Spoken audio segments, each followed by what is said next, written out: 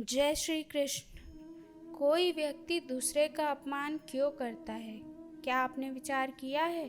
वैसे तो हम भी बिना कारण बहुतों का अपमान करते हैं। हमारा अपना अपमान भी कई बार होता है। संसार का सारा व्यवहार एक दूसरे का अपमान करने पर ही टिका है। जैसे पति अपनी पत्नी का अपमान करता है, पिता अपनी संतान का अपमान करता है, नौकरी देने वाला अपने नौकर का अपमान करता है। अर्थात जो भी बलवान है वो निर्बल का अपमान करता है। यदि हम शक्तिमान हैं तो अपमान के बदले में लड़ाई करते हैं, और यदि लड़ने की शक्ति नहीं होती तो हम अपमान सह लेते हैं। स्वयं को निर्बल और असहाय मान लेते हैं।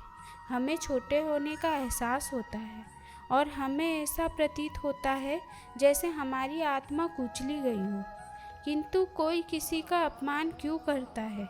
जब अपमान होता है तो मनुष्य को अपनी निर्बलता का एहसास होता है, और निर्बलता का बोध मनुष्य को कुचल देता है। वो अधिक से अधिक निर्बल बन जाता है और उसे अत्याचार सहने की आदत सी पड़ जाती है। आत्मविश्वास का नाश हो जाता है, और जब आत्मविश्वास ही नहीं होता तो मनुष्य जुआ और नशे जैसी लतों में सुख ढूंढता है, मन से रोगी बन जाता है। आखिर किसी भी व्यक्ति की ऐसी दुर्गति कोई क्यों करता है? अपमान करने वाला वास्तव में क्या सिद्ध करना चाहता है? कभी गहराई से विचार किया है? वास्तव में हम किसी का अपमान करते हैं उसकी निर्बलता सिद्ध करने के लिए, ये बताने के लिए कि हम अधिक शक्तिमान हैं। अर्थात वास्तव में अपमान करने वाला स्वयं अपने आप को शक्तिमान या बल सिद्ध करने का प्रयास कर रहा है।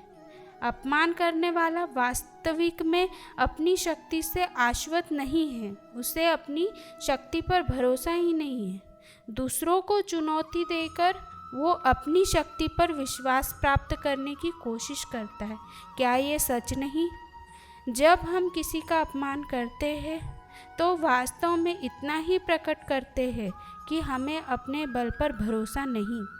हमें संसार एक अविरत संघर्ष प्रतीत होता है, कभी न रुकने वाली एक जंग सी दिखाई देती है।